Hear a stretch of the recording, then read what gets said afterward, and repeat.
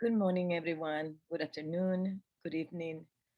I am Maria Magdalena Campos Pons, the Cornelio Vanderbilt Endowed Chair Professor of Fine Arts at Vanderbilt University, and I am your host, and I am reaching you from sacred land of ancestor Native American people.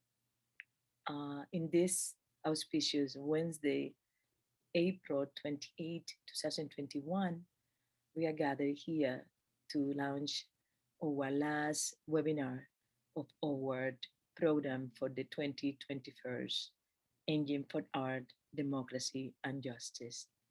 I want to mention to you that we are excited that we provide to you audio interpretation in Spanish. So if you are interested to hear the program in Spanish, please look to the globe icon in the bottom of your screen, choose interpretation, and you could either listen in both language, Spanish or English, or you could mute the language that we are in English. And Barbara Vanessa is translating for us, and she have done that to the entire semester. So to Barbara Navasa, thank you for providing for us with a Spanish access translation. To make this program, many people are working behind the scenes, and many individuals have been supporter of my vision when in 2017 I decided that I wanted to create a platform in which ideas and fundamental issues of our time in relation to history will be bring to question and trying to understand how they participated in our problems and current issues of the present. I could not make this program without the support and the enthusiasm of Vanderbilt Provost Susan Wente. Also with the support of Deans Jane Gear, Dean Dowd, and Dean Lorenzo Candelaria of the School of Music. The following individuals all have important roles in how this program has been developed. There is no hierarchy of position or alphabetical order. I just wanted to be sure that in this particular day, I make sure that I say thank you by in my name and our team to everybody who has been important for us.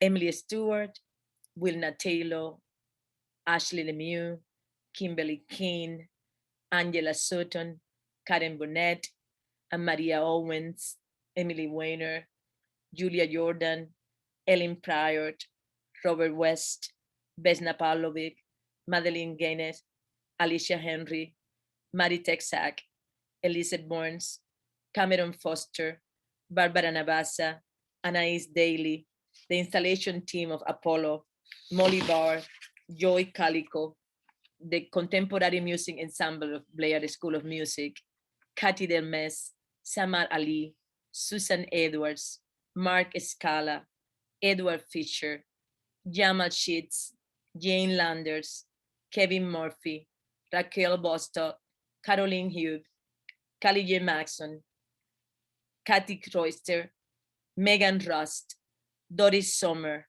Philip Thompson, Caroline Randall Williams, Lexi, Jerry Filler, Dr. Fredrickson, Dr. Williams, Kira Brahans, and the artists, the many artists and scholars, many of them my dear friends, who say yes to this call in the middle of a very complex period and in the center of one of the most extraordinary stretch of our own passion and our own capacity in the middle of this COVID-19 crisis. We have been in for 2 years, practically in the past of 20 to 21, weathering, working with, and really challenge the impositions of many limitations that this time have brought to us. I want to say thank you to Marina Fokiris, who accepted my invitation of curator of program, and to engage in which I was proposing practically as a contestatarian rule about bringing curatorial position, not only in the museum, but a curatorial position in the context of academic and in the context of how to introduce ideas and programs in the university. Heard participation, heard vision, and heard the steadity of delivering knowledge and putting people together has been fundamental for the success of this project. There are many important things that EADJ have launched, not only the collaboration between the main institution participants, the Fritz Museum, the Fisk University, million of conversations and Vanderbilt, but also the creation of imprint intervention in our ground that allowed us in this time of pandemic, not only to exist in the cloud, but to bring a mark of our presence to our city and to our community. To you, the viewers who have been with us for the last year, who have been literary, loyal, returning participant to our hour of conversation Wednesdays in the morning in this part of the world, I indeed and thank you for your presence and for your constant following.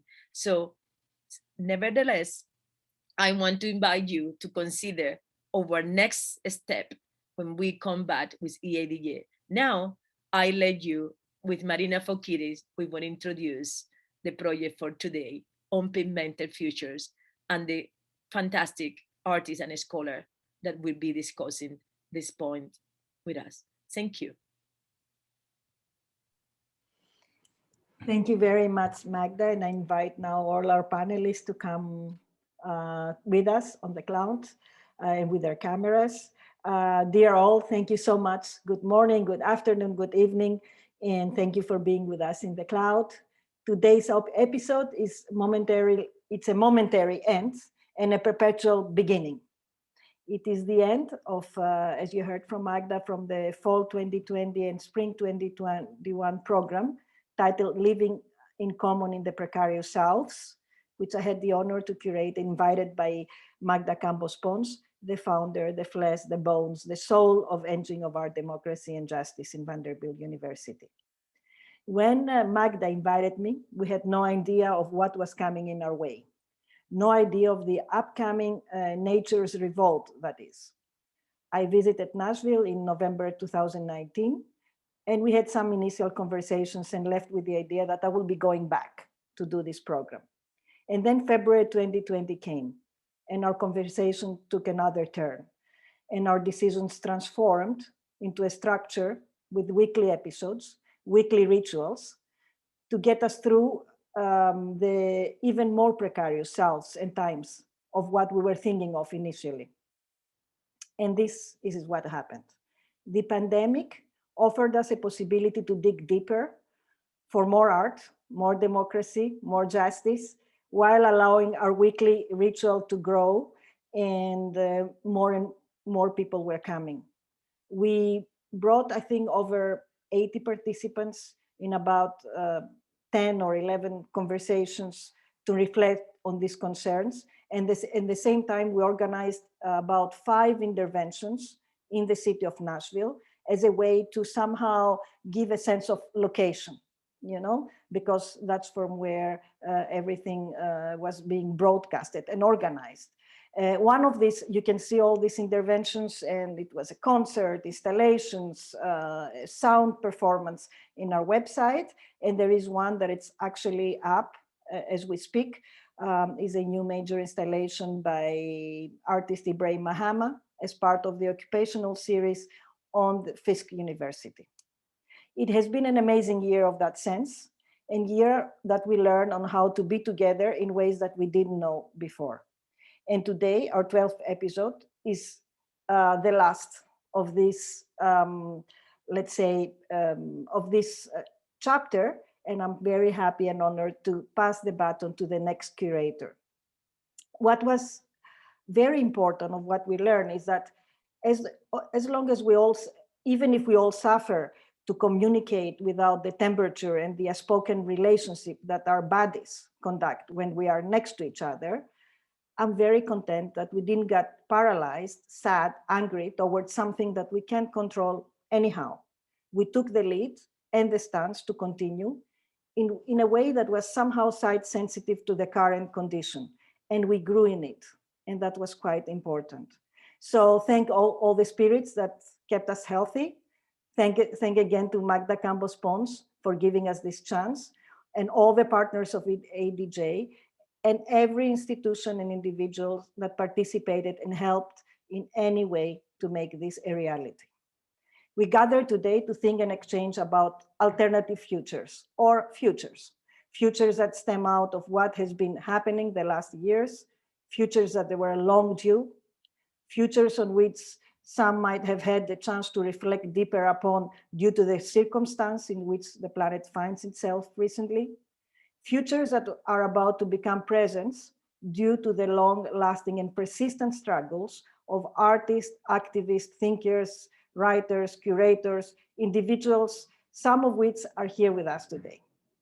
And so I have the honor now to introduce you, who will be in our discussions on pigmented futures, futures that need to be pursued right here and right now if we wish to keep breathing.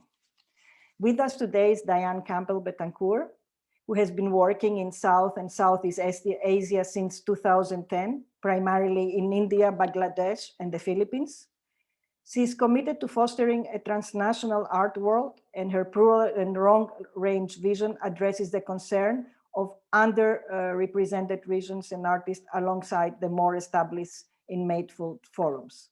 Since 2013, she has served as a founding artistic director of Dhaka-based Santani Art Foundation in Bangladesh, and chief curator of Dhaka Art Summit, which has 4 editions, if I'm not wrong, so far, 5 editions so far, and with a great success, not only for the location of Dhaka, but much beyond for the international art world. Together with us is also Tapita Rezaire, which is infinitely longing to experience itself in a human form, as I read. Her path as an artist, devotee, yogi, doula, and soon to be a farmer is all geared towards manifesting the divine in herself and beyond. As an external seeker, Tabita's yearning for connections find expression in her cross-dimensional practices, which envision network sciences, organic, electronic, and spiritual as healing technologies to serve the shift towards heart consciousness.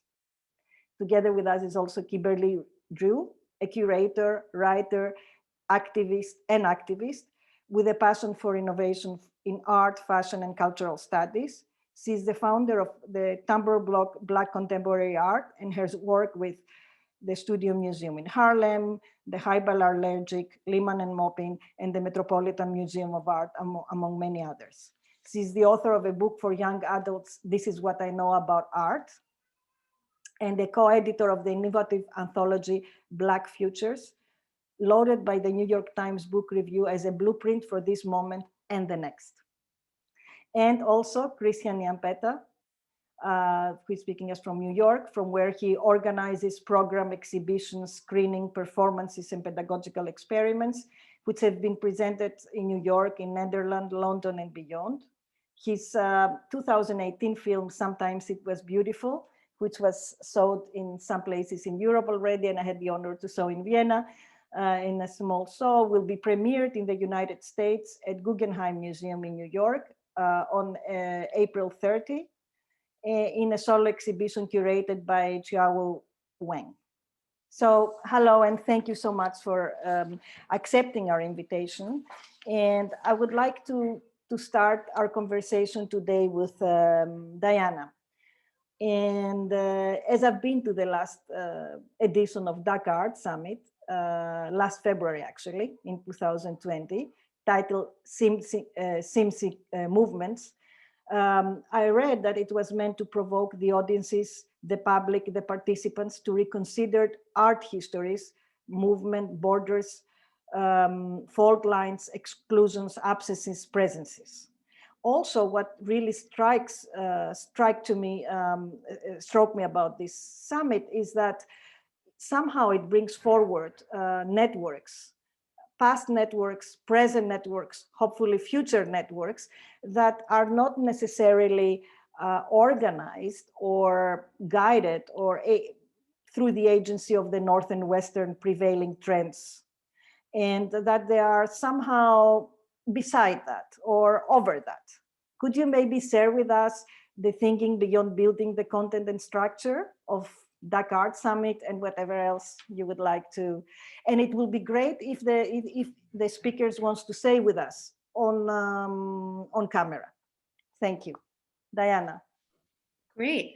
Well, thank you so much, Marina and Magda, for having me here. And we're going to see some slides here. And so, Marina, you saw the 5th edition of the Dhaka Art Summit, which was a wide departure from the earlier ones. And it was partly learning, like, why were we trying to fit within the format of what looked like an international biennial from ground zero of climate change, right? Like, so the summit's format is short. The last one was 9 days. The first one was 3 days. Why is that?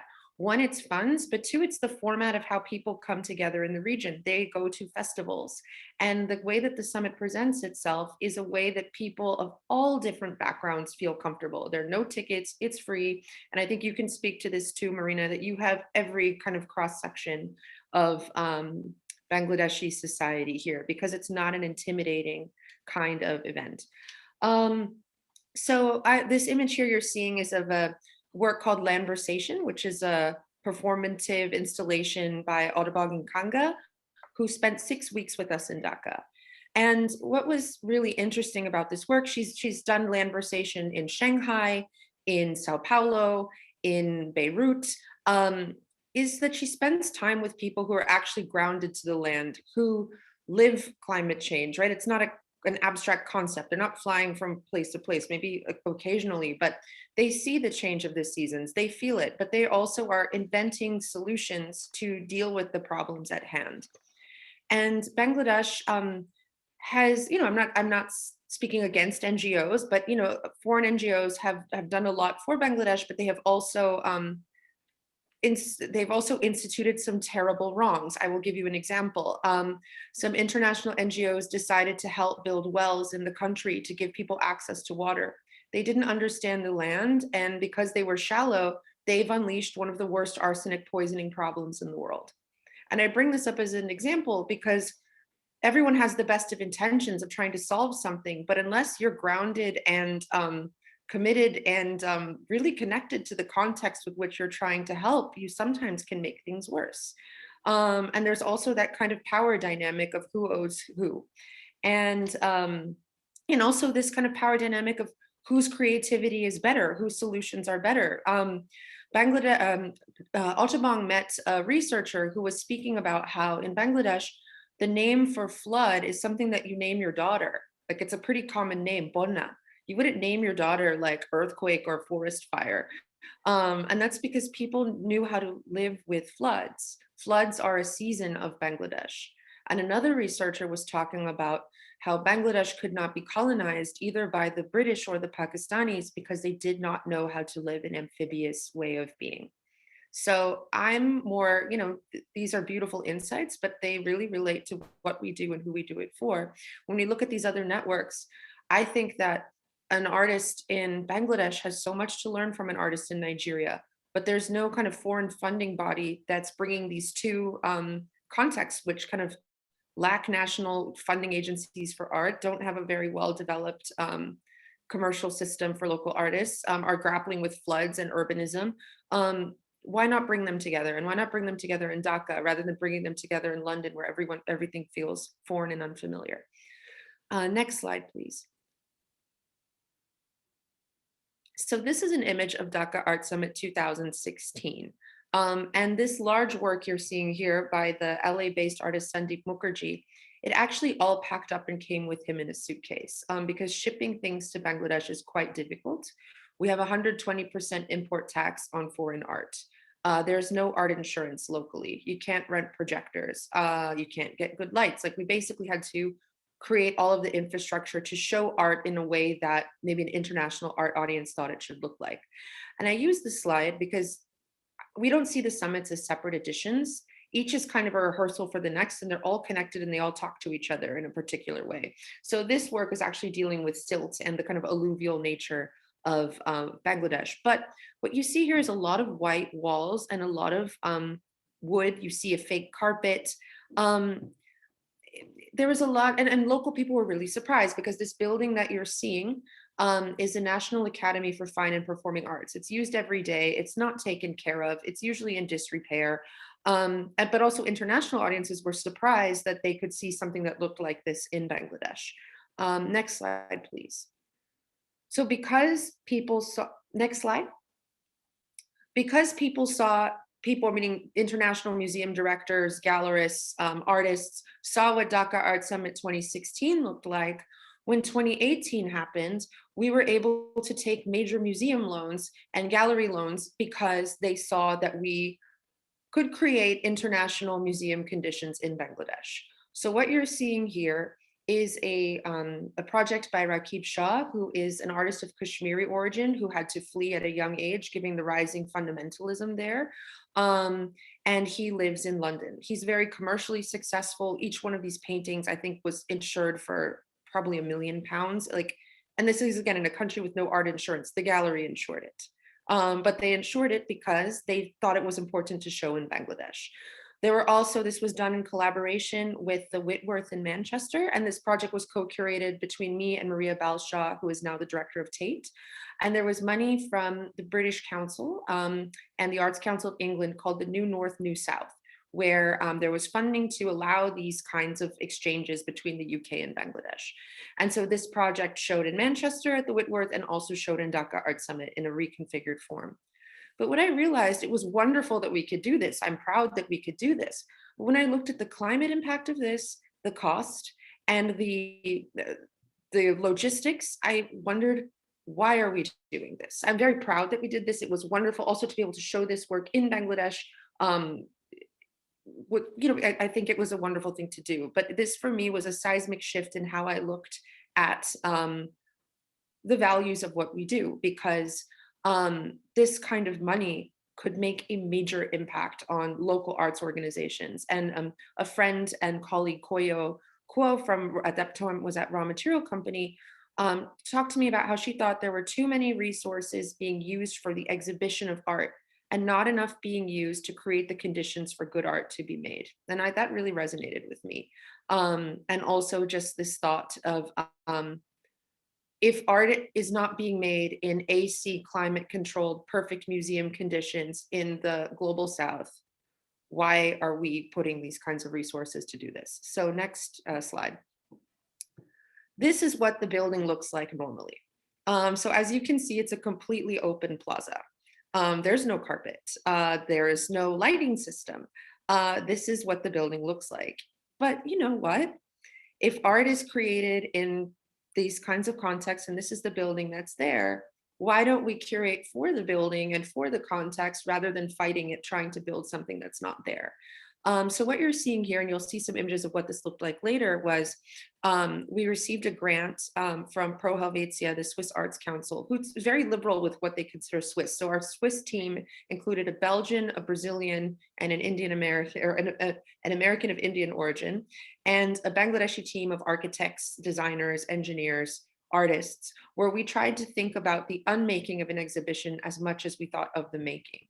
And we decided to celebrate the building rather than complain about it, and to try to return this public building in a better state than when we entered it. So really putting the resources into cleaning, into fixing things that would stay for other exhibitions, and to also show that how art and life are connected. So we decided not to close these windows off. And to fight to not have air conditioning was a huge, huge, huge battle. But when we talked about the climate impact, it was not really something you could argue with. Next slide. This is what the building looks like normally from the outside. We also love to create these transformative experiences that just blow people's minds, because the Bangladeshi passport, I mean, now I think passport power has totally been, I don't know what the new passport powers are, but pre-pandemic, it was the 9th worst passport to have. So it's not like you could easily travel to go see international biennials. And we wanted to create a condition where, rather than, you go to the Istanbul Biennial, maybe you see a Bangladeshi artist there. You go to the Venice Biennial, maybe you see a Bangladeshi artist there. Come to Bangladesh and learn about the artists in their context. So that's also part of our whole modus operandi. Next slide. Sorry, I think we missed one. Okay. Fine, it's fine. So basically what you're seeing here is a model that we built for the building. And rather than trying to build spaces for the artworks, we thought about how the artworks could exist in the space. And it was just a different way for me curatorially to think, because before we were really fighting the building. What did this mean? It meant that actually we couldn't have very many video works, because if we were going to have dark rooms, we would have to really build these kind of black boxes, which we had decided not to do. It was a challenge, but we actually tried to build as little as possible. And to really use the building and its potential and make people proud of the building, because most of the time people think, you know, they want to have something that looks like Tate. Actually, this building has a lot of interesting architectural features that were just being covered up or not. When you think about what you don't have, sometimes you don't appreciate what's already there. And that's something we learned in this process. Next slide, please. So this is inside the summit. We also tried to create a space for kind of togetherness where people could come together, collectives could use the space, people could meet. And what you're seeing here, this kind of giant cinema banner painting, this was a canvas wall that became the exterior for an exhibition inside. So what you saw earlier with this kind of grids of red and these kind of vertical poles, it's actually rented scaffolding from construction sites and simple bamboo frameworks. And the canvas was stretched over that. So at the end of the exhibition, the canvas is an artwork that goes traveling. It was a collaboration between Savvy Contemporary in Berlin and Jota Shilpo, artist initiative in Dhaka, where they worked to create this kind of timeline of Afro-Asia solidarity movements. And again, looking at them without the West in the middle, or, you know, the West is a problematic word, but, you know, allowing these contexts to exist without another mediator. But what I love about this is this kind of design system leaves no waste. Next slide, please. Here you kind of see from a vertical view, the staircase became a set for or a sculpture and a set for a performance by Korkrit Adoronshai. And so again, before, people really didn't like the staircase, they would try to hide it, but, you know, it's actually quite beautiful. It's kind of a backbone of the building. And the building, as you can see here, it's used by government officials. It's messy, it's not totally clean, but that's the context. Next slide.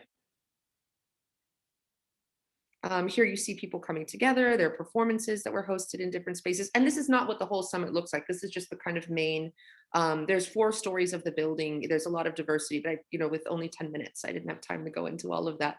But I'm more trying to talk about values. There was also a performance that happened here inside this work by Taloy Havini, who is an artist from Bougainville. So this work was created in Bougainville, which is also as a Pacific island at the forefront of climate change. But weaving together stories that are embedded in their craft and oral histories that became this kind of central meeting point. But here there were also performances by an artist collective called Gidri Bauli, who saw that there was value in kind of creating these theater troupes with young girls, because actually if they became famous in the summit, their parents wouldn't marry them off so early. So there are also these other kind of subversive elements of how can culture provide mobility in a place like, you know, Bangladesh, it wasn't on the international art map. It doesn't have commercial galleries that represent artists. It doesn't have, like, you know, an arts council that's actively promoting artists internationally. And we also didn't want to also create a hierarchy between the artists that speak English and that can use the internet for mobility, and those like these artists from Gidri Valley that are doing exceptional work, but are in rural contexts without internet or English skills. Next slide, please. Here you can see it, you can see one of these performances from the top, but you can also see just how many people are in here. So we got quite lucky in that our summit ended February 15th, 2020, and we had 500,000 people in 9 days. And it wasn't evenly split. So the last 2 days had about 100,000 people per day. I've never seen audiences like that. And I also looked around the room before I understood what the pandemic was and realized that I could not approach the next summit in the same way, because individual artworks are not safe kind of in a multitude like this, but this multitude has another power. So there would have to be a different way of approaching this. I still haven't figured out what that way is, but what I have understood is that it is the togetherness of the audience of Dhaka Art Summit that is what it is. So we're never going to do a virtual Dhaka Art Summit. We're not going to do one until we can convene these people, because it's the heart of what we do. Next slide, please. this was the slide I was missing. So this is so we do have these kind of installations that look like major international biennial works. This is a work by Adrian Villar-Rojas, New Mutants, but you can see here that it was by painting. It wasn't by building these kind of huge concrete walls. There were mud walls surrounding this, which were extremely technically difficult to realize. But what you're seeing on the floor here is an installation that he made out of 400 million year old plus fossils, a time when the world was a seabed. And I like this idea that you could kind of create this other world where these constructs with which you consider the world to just dissolve. When you think about here, when you think about time, when you think about extinction, when you think about borders, like the Earth's plates shifted, right? Like, so these borders actually, if you look in geological time, are ridiculous. But a place where people could come together and just let frameworks dissolve and build new ones by coming together throughout the summit. Next slide, please. And here you see, I think this is the last slide, but just people like choking the stairs, coming up and down. This is an installation by an artist named Rana Begum, which is made out of the fingerprints of people who were making the summit. So it was up by the time the summit came up, so the audience wasn't participating, but it's also this idea of what we can build by coming together and what's this trace that our individuality can leave when we become a collective or a multitude. And in a way, these design decisions that I showed you unlocked resources to give to artists and to be able to bring people from places that don't normally go to Bangladesh. And it wasn't our aim to bring these kind of international superstars to brand the summit. Of course, some of them were there, but it was more to bring the people where they're coming to Bangladesh and Bangladeshis meeting them could create better conditions for art to be made. Because I really, I love Gasworks, I love the Delphina Foundation, we work with them. The British Council supports us. I'm a fan, so this is not against that. But I really think that, if a Bangladeshi and a Nigerian artist are meeting in London, they don't have the Arts Council. They don't have these kinds of support structures. It's different when they meet in contexts where you have to build things from the ground up in a different way. So I hope that was informative, and thank you for listening. Thank you so much, Diana. That was quite informative. That was quite brave as well, going to this kind of sort of growing and trial and error and growing throughout the different editions.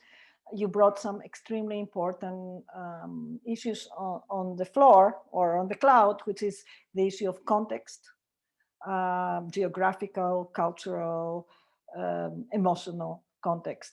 And the issue also of who decides the fate of the other and how, the issue of site sensitivity, how you can do from an external and internal position. And I have to say, as I was there in that last summit, I've never seen in my life such a celebration of contemporary art. I've never felt in my life so happy within an exhibition where so many things were happening in the same time because people were so happy. And this is something that it gets transmuted.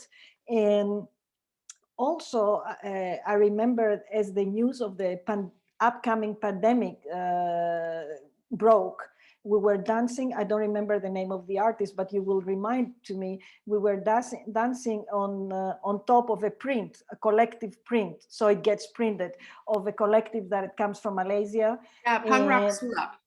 Yeah, of artists that even if I'm professional, I've never heard before, body to body, really packed. So as a print of people comes in a huge piece of paper. And it's true, as you said, that some things cannot be transmuted on the online. And I hope things will dissolve fast.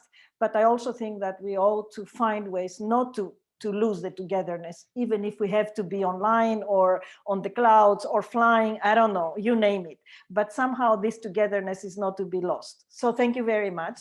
And I want to go to Tabitha Rezaire, which is actually interesting because so far I have been somehow experiencing the work of Tabitha through a kind of, through the internet, as a screen interface.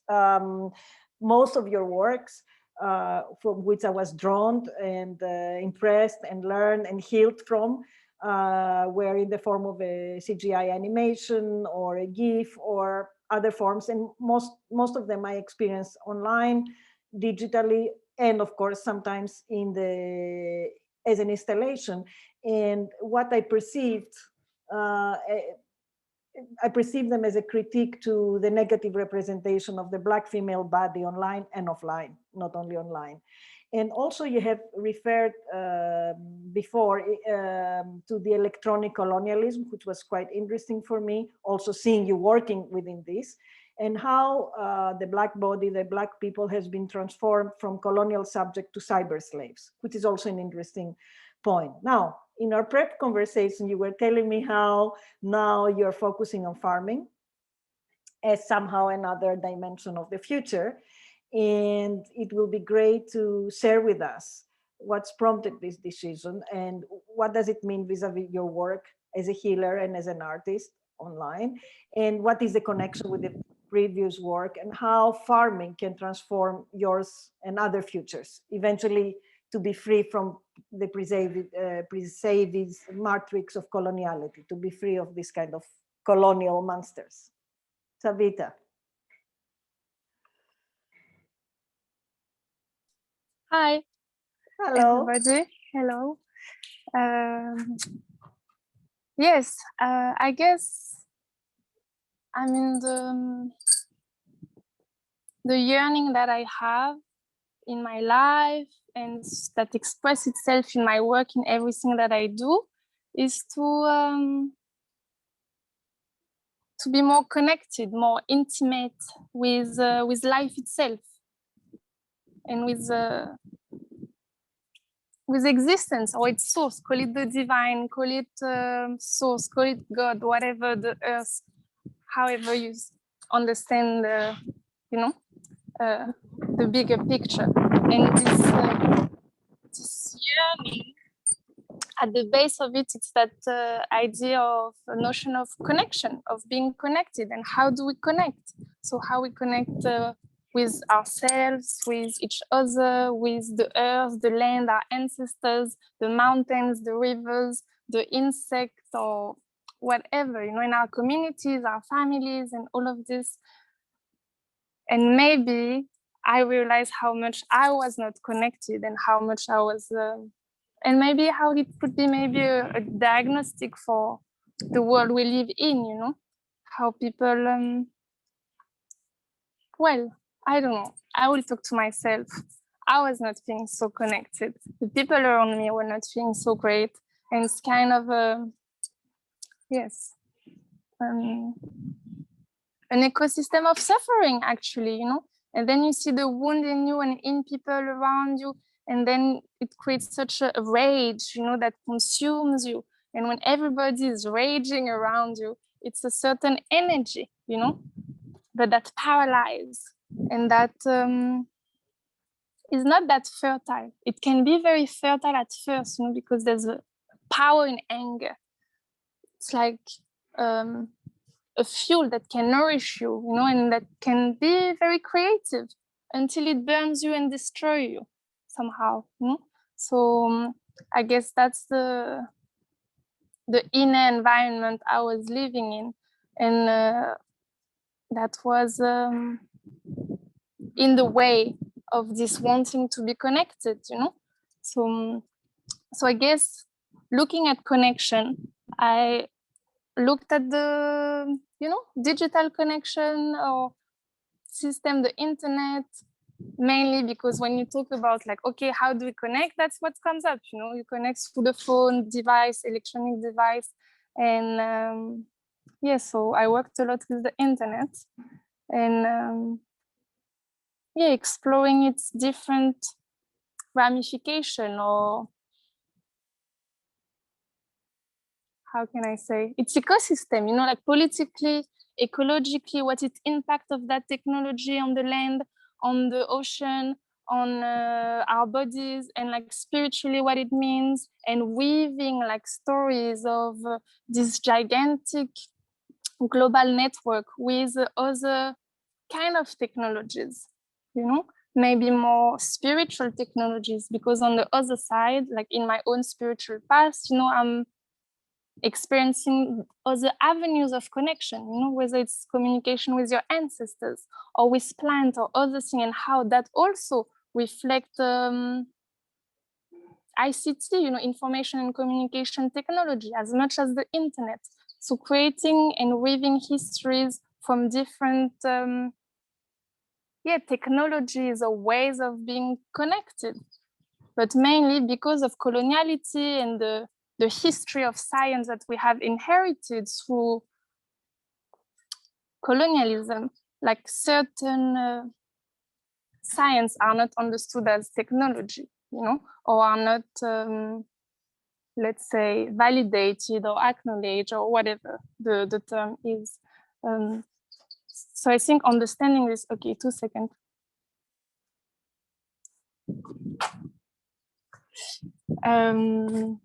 It's a schoolmate who just gave me a fruit. Where was I? Yes, to just peel off like what we understand as science, to embrace water as a technology, to understand that water can also carry information and memory as much as a hard drive. If you allow yourself to receive it, and open the knowledge centers within ourselves, maybe to understand the womb as a site of creation for sure, but also a knowledge center.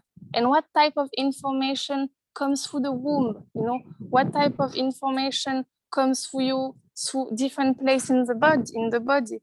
It's a subtlety that needs to be developed, or acknowledged, So yes, I don't know.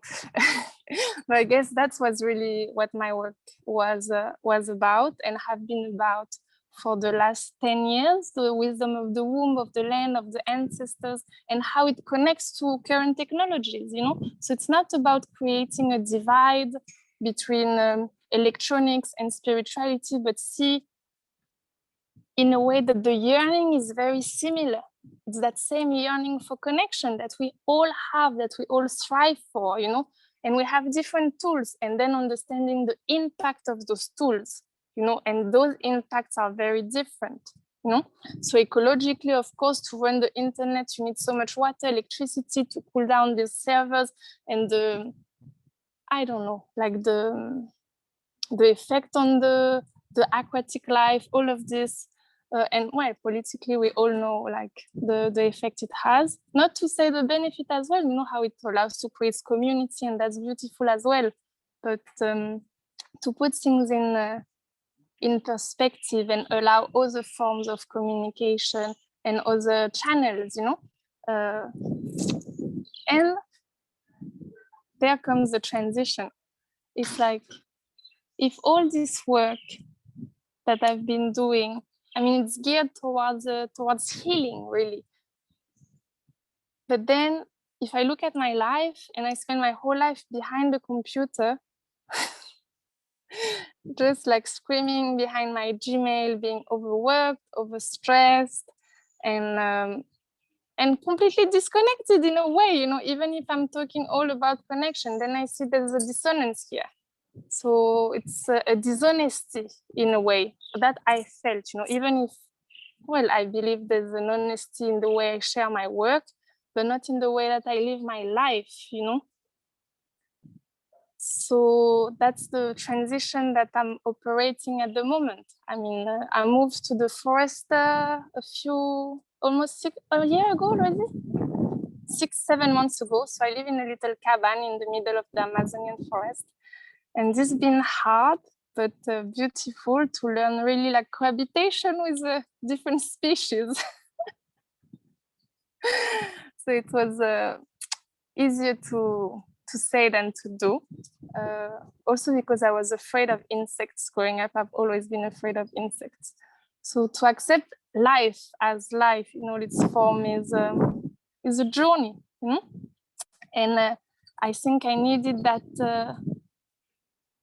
intimacy with the forest. And now I'm studying farming because I want to understand, not just understand, but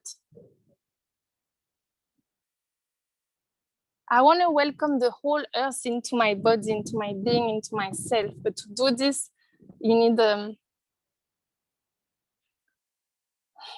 an opening, within your being, an emptiness that's hard to grow, you know? It's like you can grow emptiness within yourself. And maybe that's how the universe itself is growing, is expanding. It's not the planets that are growing, it's the emptiness between them that's growing. And that space, that expansion that is needed to receive a more subtle dimension of existence, really, you know? So that's what I'm after. And I'm in the process of building a healing center in the forest. It's a center for the arts and the science of the earth, the body, and the sky. So with farming and agroforestry, because it's in the forest, yoga or different like spiritual work, and an observatory, because I love the sky and like cosmological stories. So just a place of gathering, of collaboration, of seekers, really, when we can just come and chill, talk to the trees, and you know, be blessed by the forest, because it has transformed me really, like in and out. So I see the power of this, you know, of being grounded. Like the land gives you such a force, you know, that you can rely on. And I have a tendency to be a bit floating, so I needed that grounding. That's why I'm going into farming. You know, because when you farm, like you can't go flying, going there, spend 2 days in a hotel here, do museum there. No, you know, you need to have your hands and feet into the earth. So that's the challenge that I'm calling in for myself. Yes. And hoping to, you know, be joined by many. And I mean, art is still going to be a part of it, you know, because art is everywhere. So it would be, well, a space where one can grow and bloom, hopefully. Yes, that's for me.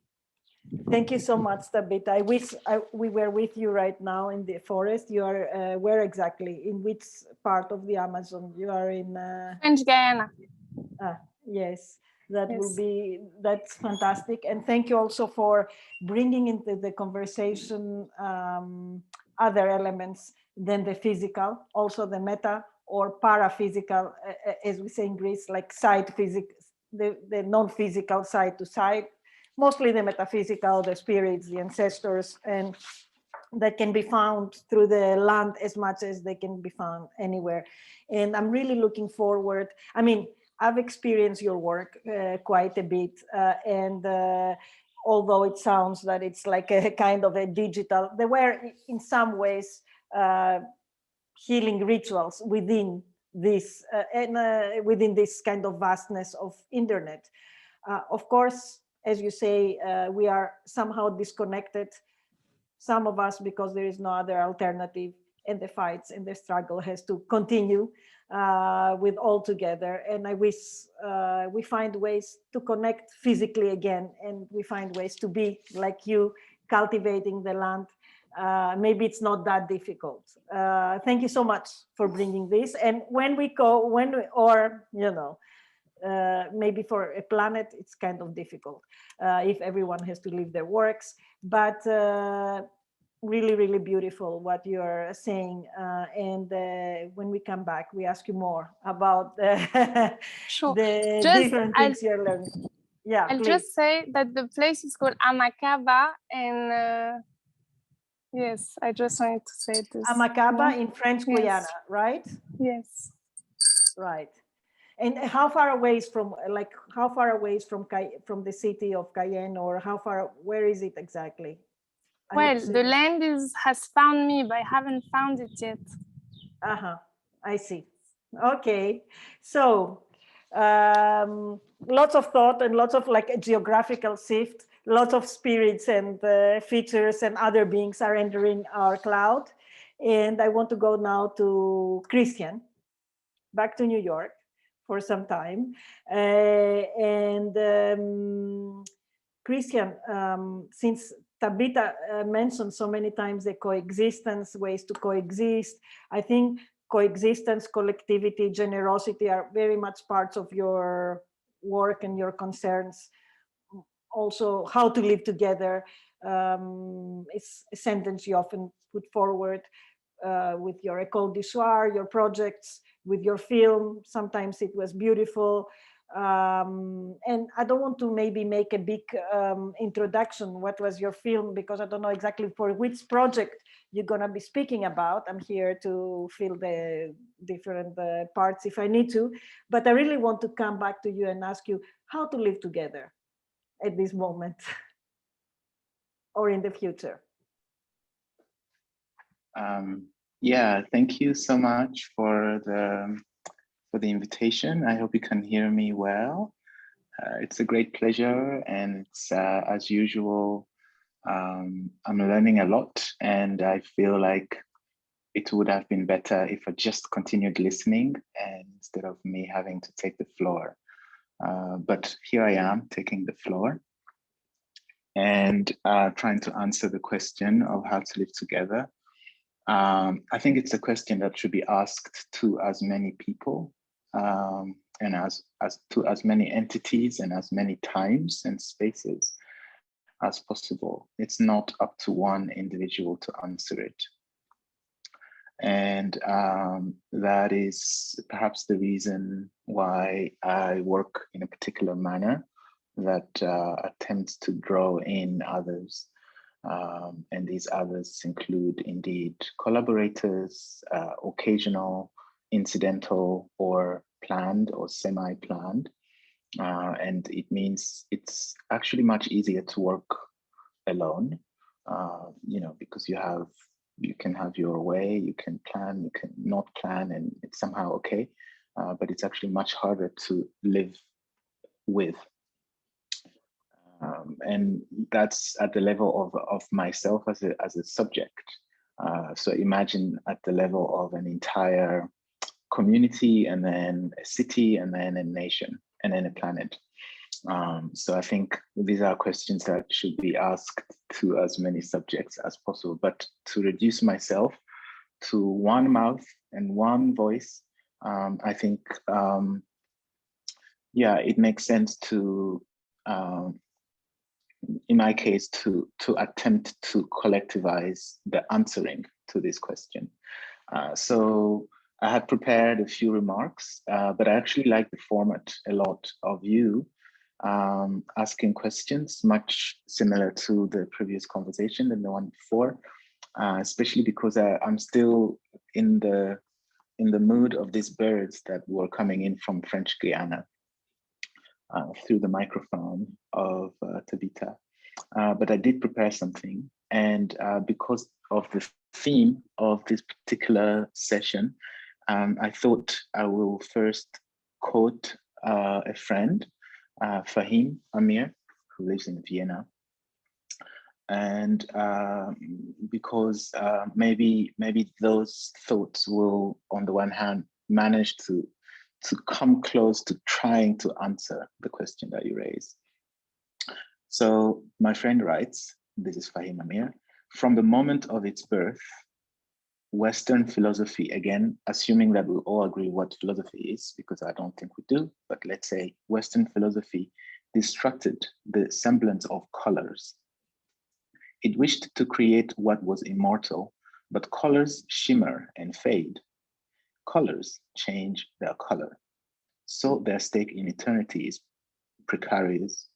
Perhaps that's why European philosophy always said, from the four-color, ideal, imperishable forms, which dwell in apparently colorless black and white of abstraction, promise immortality. The apparent eternity of form was cleansed of the transitoriness of the world, yet it is impossible to think of any kind of form without color. Every form presupposes contrasting colors, according to the thinker, I'll skip the name, who lodges an objection against philosophy's obliviousness to color. In fact, we never see color as forms, not even theoretically with our mind's eye. We see exclusively in colors, in various shapes, and that which we call form is the border between distinct colors. And so here we have, I suppose, a living together of colors. And I would say that imagining a future is maybe rehabilitating the place of the colorful within the spectrum of thinking and learning around thinking. But then, in order to try to bring this point home, I put together a series of images that, again, maybe that seems to be a theme, go back 10 years ago, approximately, when I traveled around. But there's a problem with the images, partially because they're not really published. So the difficulty with this particular form of gathering is that it doesn't really allow to host the precarity of such works, which is transitory and so on, because now this is going to exist somewhere on a cloud where you could always go back to it, but actually that's not how or why the work was made. So if I flicker through the images, that's partially why. It's just because that's the nature of their very existence. So I'll try and I'll share the screen. First, I'll share the screen of a number of images, and then I'll just tab my way through a number of others. And the first series of images that we're going to be looking at are to do with, I'll just narrate them, if you don't mind. So, so I will start with a series of images, and I would just say that between August and October 2012, I traveled from Lagos in Nigeria to Libreville in Gabon, visiting the cities, villages, forests, and outposts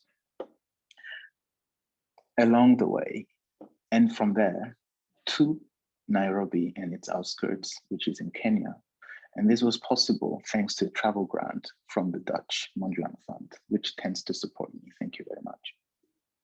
At first, I traveled by road aboard a bus chartered by the Nigerian photography collective Invisible Borders, which has, in the recent past, organized trans-African road trips with the objective of bringing photographers or other artists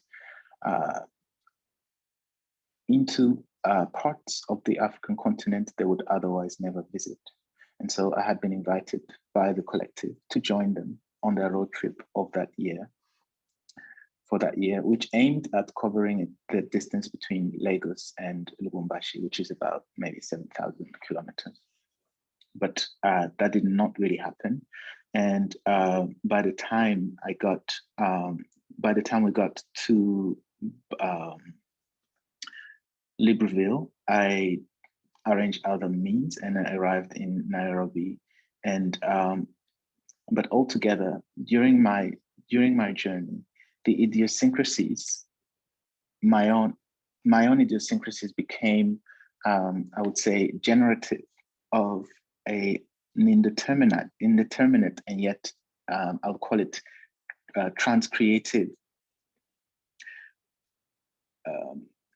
trans-creative, excuse me, I'm trying to be as,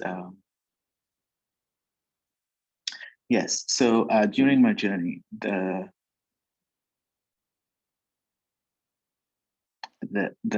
idiosyncrasies, like now, became generative of an indeterminate and yet trans-creative condition. And so despite the difficulties of the journey was not really like procreative, so I wasn't trying to make anything, but not pro, but more like in a transitory manner.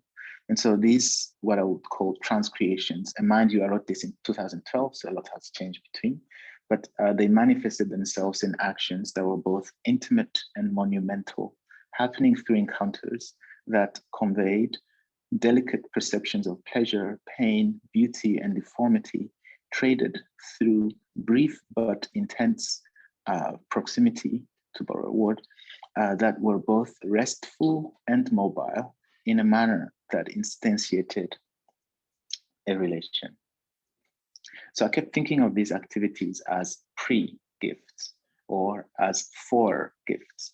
And the brevity and intensities of these givings carried a loss within, in the sense that they would never amount to an actual indenting gift. And so the only remaining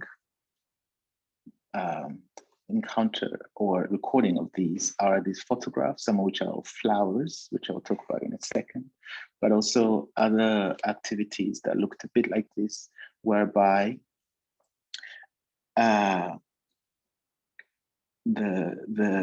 suppose the forms emerged from visiting familiar but no longer, known but no longer familiar places.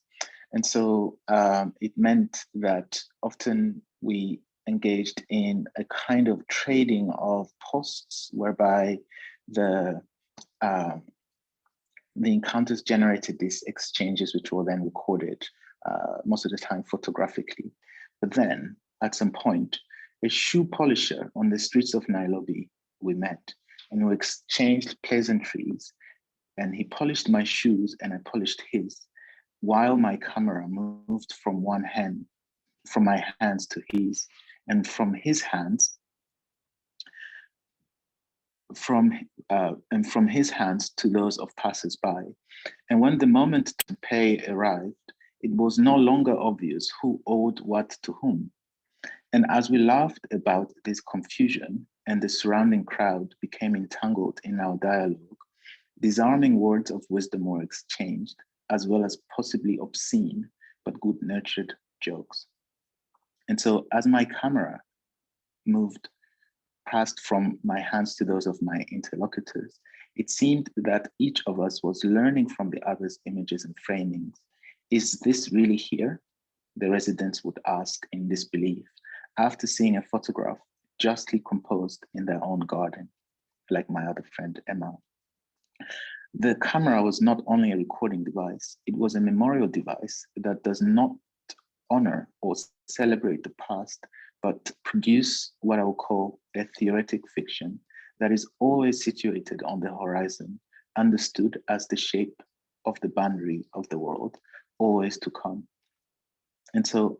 And that thing that is to come, clearly to me, is a particular kind of reparation.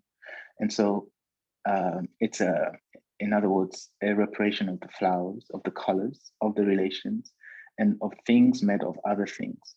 So if you can see in the images, most things are really made of other things. There's barely a chair that's actually made of it, like there is a chair. It's a chair made half of a chair and then of another thing. And I imagine that perhaps that's a future that we're looking at, a future that does not imagine itself as entirely complete, but is always codependent and composed of multiple futures. And maybe I will stay here.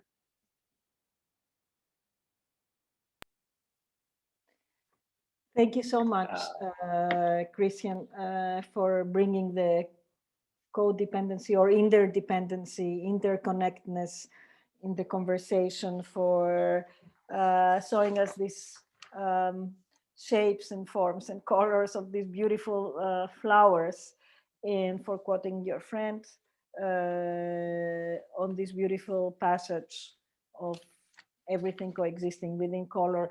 And it's true that, I mean, of the work, of your work, what I've been experiencing is this kind of questioning towards an incomplete coming, or a coming that should always stay incomplete, to be completed by new elements that we don't foresee or know so far. So thank you for keeping the question open-ended on that way, and for your advice on how to live together for the moment. And we come back in the next round of questions. But before, I want to go to Kimberly Drew, who is speaking us from New York, I think, also. Hello, Kimberly, writer, activist, curator, and co-writer and co-editor, together with New York Times Magazine cultural writer Jenna Wortham, of the illustrated book Black Futures, And I repeat this because, of course, this is what we are discussing, futures. And what is so striking about your book is the way it becomes an anthology of people's mind and fascination and ideas and frustrations, and how it, at the same time, you see essays, interviews, art, photography, poems, tweets, memes, recipes, screenshots, all together, but somehow all allude towards this kind of infinite expansiveness of Blackness. And this is kind of quite interesting also with your previous book, that you're questioning the realm of history of art. But I want to stay with the Black futures and go to this question, which is the question in the nice way to end this series that you raise in your book. What does it mean to be a Black person around the world, then, now, and in the future? That's what you raise with your Black future. Hello, Kimberly. Hello. Can everyone hear me? Yes. Okay, great. I have to just echo that it's been such a gift to just listen today. I feel very much like an open vessel after hearing everyone share from their own experiences, the ways that they're responding to the land, the ways that they're returning to honesty, the ways that they're thinking about shifting and disrupting hierarchies and ways of seeing. And so I just want to start first with just a ton of gratitude. I feel in some ways really isolated in this moment. Being a New Yorker, there's parts of the United States I can't even go to. And there have been these moments over the last year. And I'm missing the world so much. And so to hear different accents, to hear, you know, the sounds of birds, you know, these things just really warm my heart so much as a very multisensory person. So I worked alongside Jenna Wortham on, also let me watch time. I worked alongside Jenna Wortham on a book called Black Futures, which came out at I put stickers on mine. These are just my stickers, but this is my book. This is my personal copy of my book, which I love very much. And we created this book in the interest of thinking about this incredible moment that we were finding ourselves in circa 2016. Questions of what it means to be digitally connected, especially for folks who are in the global north or global south, especially across lines of socioeconomic difference, especially for Black people, for Black Indigenous people, for Black Latine people. What does it mean that we're finding ourselves amongst ourselves, that we're finding that you're not the only person whose auntie had a couch covered in plastic, or when you have gatherings, there's big aluminum tins of food everywhere from Boise, Idaho to Lagos. So what does it mean to learn ourselves through this kind of moment of incredible visual literacy, but also to understand that the platforms that we're using to connect, the means through which we're connecting are often not owned and or operated and or equitable in relationship to Black folks, right? If Twitter were to close, if Facebook were to close, if Tumblr were to close, so many of these sites of connectivity would vanish along with them. And so Jenna, who has a long history as a tech reporter, reached out to me via DM, of course, as all good, you know, internet citizens do. We started a dialogue. We met up in Manhattan, and it was kind of this kismet moment where we were just so charged up. Jenna, of course, with this background, really being in Silicon Valley at the start of the tech boom in the United States, and then me being more of a digital native, digital institution builder. Back in 2011, I launched a project called Black Contemporary Art that was interested in putting forth and recording, archiving, and sharing the work of artists across the diaspora, the African diaspora. And so it was kind of this incredible meeting of the minds, because we were reading a lot of the same authors. We were looking at a lot of the same artists. And I also have to pause here and just extend huge gratitude to Maria Magdalena Campos-Pons, because it was seeing her work when I was an undergraduate at Smith College. There was an exhibition called Sugar, at the Smith College Museum that completely shifted everything in me and thinking about the roles that we could take in the arts. My handle across social media is Museum Mammy, which is in no small mistake or misunderstanding of the language. It's really an interest in modes of caretaking and thinking about maternal relationships and thinking about different definitions of power. And a lot of those conversations were started in, I think, 2010 when that exhibition was at the Smith College Museum. So all of this is very, very dream come true kind of opportunity. And so back to the book. In the book, we were really interested in thinking about caretaking and asking each of our contributors, what does it mean to be Black and alive right now? Which is, of course, in respect to time, which is, of course, in respect to geography, which is, of course, in respect to quote, to paraphrase what Tabitha was talking about, with respect to the honesty that we're finding both in our work and in our private lives. And so what resulted is a volume that is really thick. We always appreciate the thickness and the girth of her. But it is a book that is an offering, that is at its best a companion.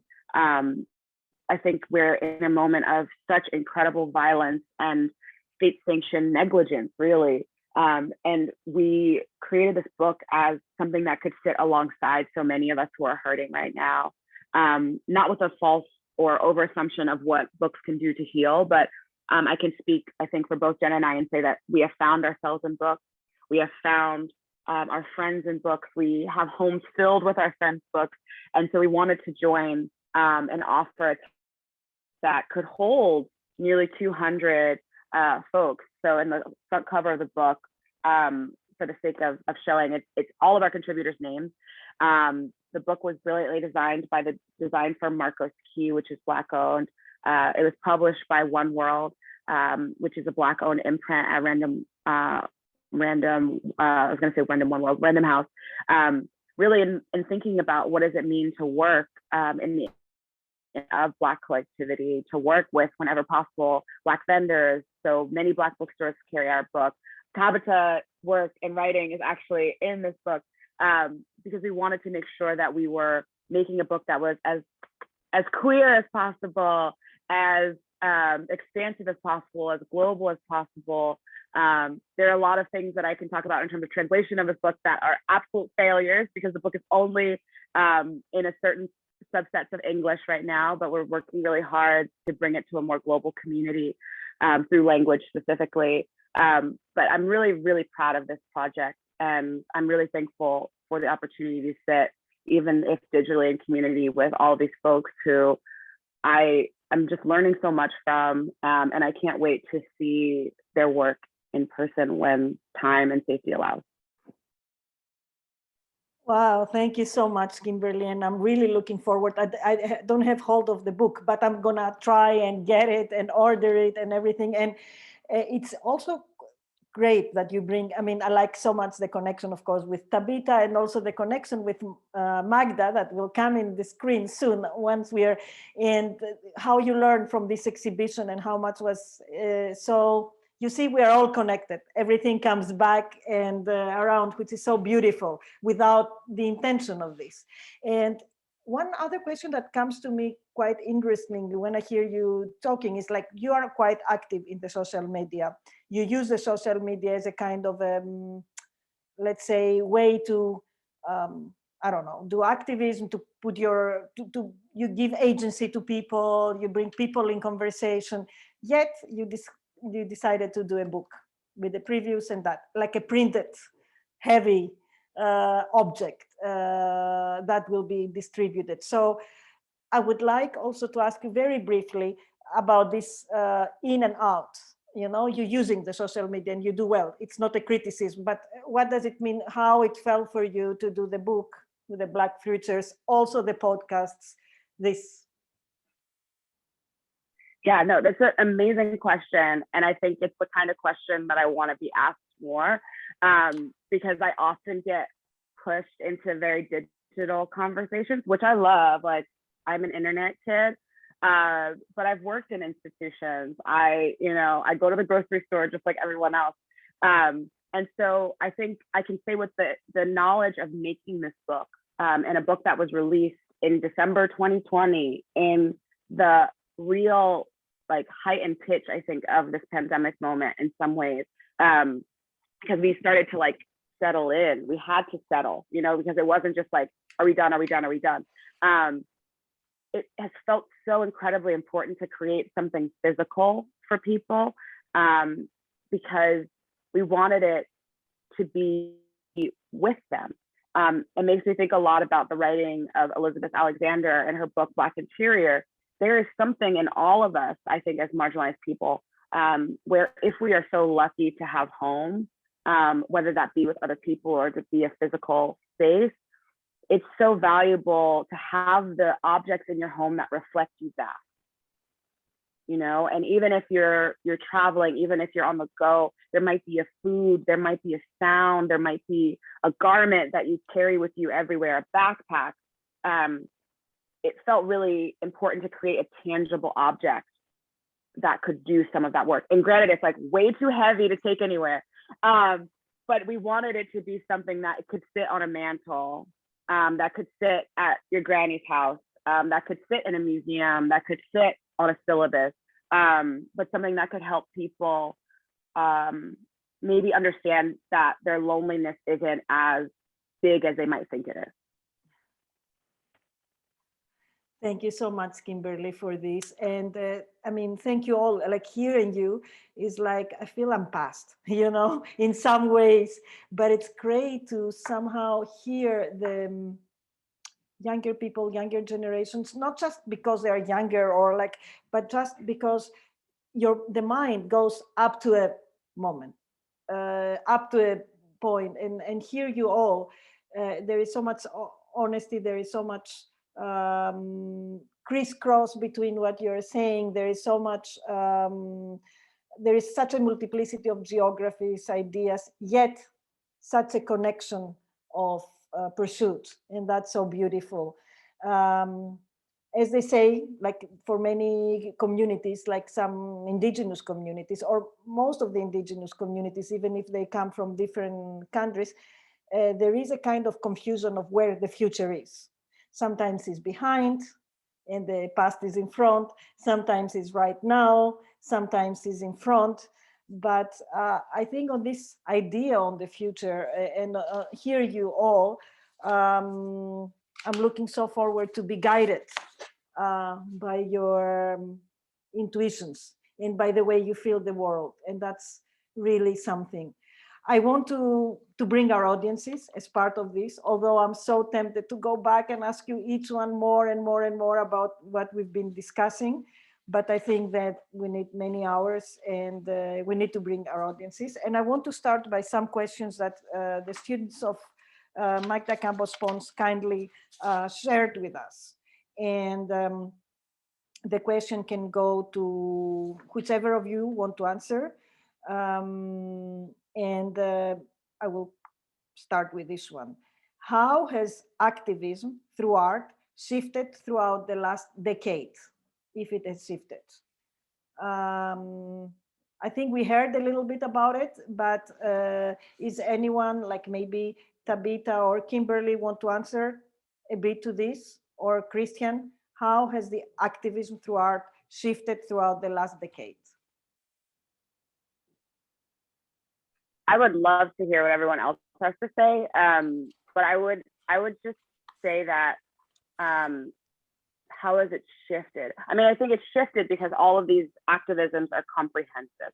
I think a lot about how even like the Guerrilla Girls, for example, which were launched after Canasta McShine's exhibition, to think about all the ways that that one group has had to shift and change and unearth their own failures in their feminism, unearth their own relationship to colonial bullshit, to racism, to all these like really mirrored systems when they thought they were doing something good. I think that there's more, or hopefully there's more access to information that can help all of us who want to see some sort of change do that with more generosity, more kindness, and more expansiveness. And then the last thing I'll say is I think that because of the influx of digital communication and the activism that has made digital communication relevant, there are more opportunities to hear from a more diverse set of voices who may not have had access to these spaces over time. Mm-hmm. Christian, you wanted to say something, or should I pass to another question on that kind of shifting of activism, or Diana? I'm happy to pass on to the next question. I think the answer from Kimberly was rather comprehensive. Yes, yeah. And I think already, Kimberly, you hold in sight what some other questions are putting forward. Like, for example, another student is asking that with the rise of social media, many social issues and campaigns are spread internationally. What role can art play in connecting communities internationally to recognize and fight against injustices? And do you see this role expanding? And maybe Diana can say something about this.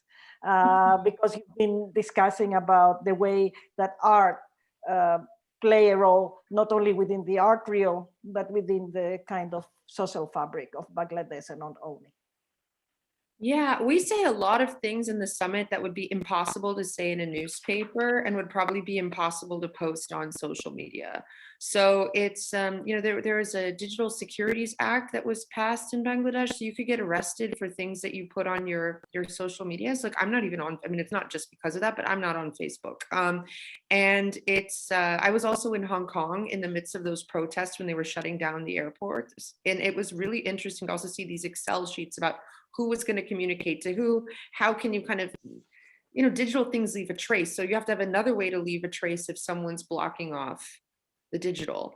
And sometimes if something's so big, it's hard to hide it, right? So the summit is so public that there's a fine line, but I think artists are also really smart to get out the message that needs to be said. And by making it public and having publics talk about it, it can have ripple effects, which is more than just liking something on Facebook. And in fact, sometimes this international attention can put people in danger. So it's always like a kind of fine line, like,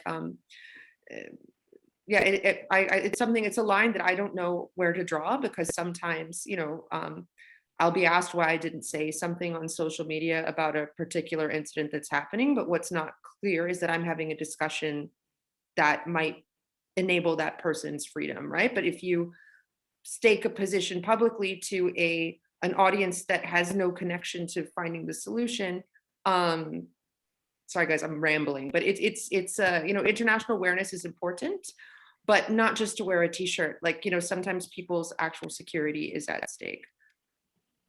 Thank you so much. I will get one more question as it's coming, and we have to be generous, and then we'll, unfortunately, we have to close this wonderful session. And I have to tell you, you've been so great. We haven't lost one person from the beginning of the conversation to now. We only have people adding, which means something. So one other question is, one of the points from this past year of racial justice movement is that intentions do not matter as much as the consequences of an individual or organization actions. With this in mind, should artists be more concerned with how their art is used and perceived beyond their intention? Kavita, Christian, maybe if you want to add, I mean, whoever, like, do you feel that sometimes your art is being used or perceived beyond to what you thought it would? I mean, I think every artist will have very different answers to that question. Again, because there's a context to it, there's a time to it, and the intention might shift. But in my case, I myself like works whereby the different groups who make part of it, have different stakes in it. So it means that, a video for me might have a completely different orientation today than the the cinematographer who made it, or the space that hosts it in order to get, I don't know, municipal permissions to run for another year. And they run with my name and say, guess what, we have this artist who lives here and there, and therefore it enables them to actually continue to exist. So I think I'm happy for that to happen, but of course it can also go in the opposite direction, where you become representative of the ideas or nations from which you're from. And I would say that that's maybe the major, like that's one of the shifts that have occurred, whereby it's just not enough to represent, but also to concretize the actions that the work is doing. But at the end of the day, an artist is an artist. An artist is not a politician. We could be activists, but we're not mayors of this or that city. So unless you're in California. Right. Yeah. So unless, well, there are exceptions. There's here so and many there. Americans who are running for government. Sorry. Well, I think we all American should. artists who are trying to be government officials, and it's like some of them have, like, I don't know, like Senghor, who was a poet, became like the president of Senegal, but then there are also question marks, huge question marks there towards the end, or maybe even in the middle. But I'm just trying to say that maybe each one of us have a particular role. And again, it does not make sense to try and do everything, but to work out how best to bring forth what we take on, and to allow for the changes to happen as they come, and to create the spaces in which the works can actually thrive, and those who make it, and and its reception as well. But yeah, so I don't, it's a long question, and I think it's important to pay close attention to what the needs are for the work to exist, but also the makers and those who care for it. I mean, it's I think something that came up a lot in since the beginning of our program to now is how art and culture in the realm we're discussing have shifted in some ways from symbolism and from symbolic, let's say, representation to facts, to through poetic ways. But that shift is pretty evident to younger artists, to younger creators, to older as well. I mean, there were some people like Maria Magda Campbell that they were doing this, but now we see it more and more that this kind of symbolic representation is somehow left behind. Before we close, I want to make a list and make sure that Black Futures is in all the libraries of every university across across the continent and not over, that we find ourselves in the next edition of Dhaka Art Summit. Sooner than that, some of us can go to the opening of Christian Yambeta in Guggenheim. And well, yeah, and well, Tabitha, you know, like we can't really come there, but we hope that less timber will be exported from Amazon because you are involved there.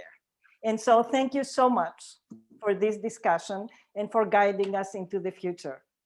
And Magda. Thank you. Well, how amazing. Nobody left yet, but I want to say how important and how brilliant and beautiful and inspiring this conversation has been. Christian, don't left the screen. Come back, Christian. I want to, if you could, so you have a few minutes, Christian, stay with you. Stay with us. And I want to say, I want to mention a few scenes that that have really touched me this morning. Very brief scene that I wrote as you guys were talking. A book as an offering, a book as healing, the camera as memorial, ecosystem of suffering, exhibiting artists and their conditions, and creating conditions where art could be produced. I will say that these 4 topics, which are a simple sentence of all the many fundamental things that you guys have said today, could be the pathway for webinars in every one of those topics. The depth of your researchers, your practice, what you're doing in the work is extraordinary. And I am just very happy that EADJ offered one of the many platforms in which your work could be to have this conversation. To the students in the audience, I know that they have here today, seen that they are inquiring questions that they have, and they have answers and models. They are a student in the audience, Tabitha, who want to start farms. They are a student in the audience that want to write books. They are people that will be leading biennials and leading institutions. They are people that want to travel the world. So this is really the dream that I have when I started this project. Thank you, Marina, for leading the conversation, from bringing these all amazing thinkers together. I am glad visiting and re-encounter some of you in time. And I inviting you to please follow EADJ into the near future. Follow what we are doing in the middle. We're going to take a small hiatus to re-oil the engine and to find the resources that allow us to move forward. But we will be in touch with you all. And I want to mention very briefly that our next program will be open in the fall of 2022.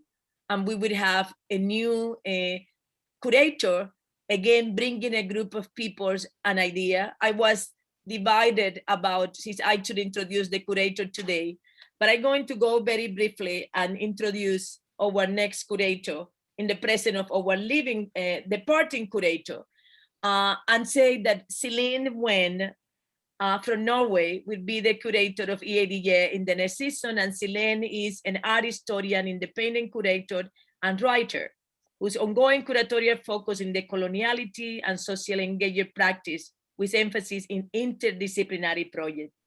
Recent exhibition of Celine include the Storytell del Museo de Arte del Banco de la República de Bogotá, Jamaican Roots Punk in the Art of Storytelling as part of the Contemporary Museum Nichero in Rio de Janeiro. Celine is, at this moment, I am making a very brief introduction here.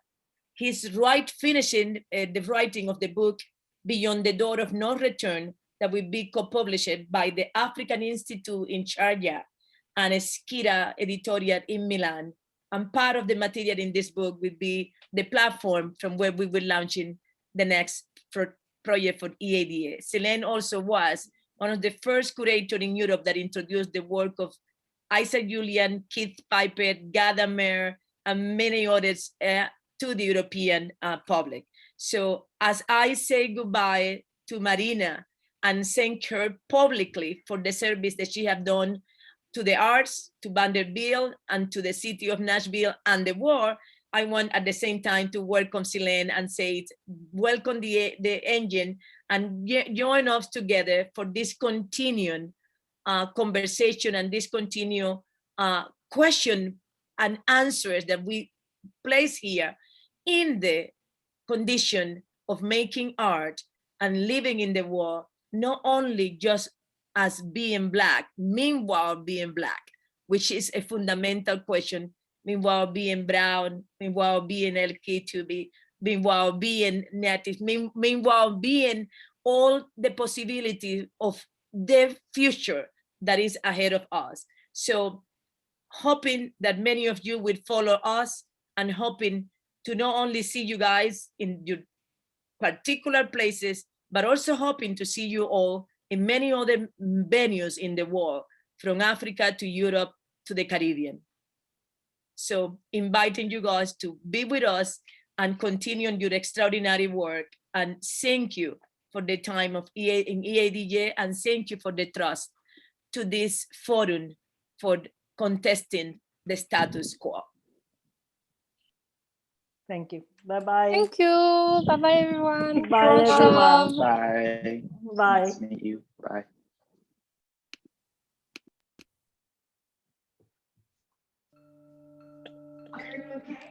Yeah.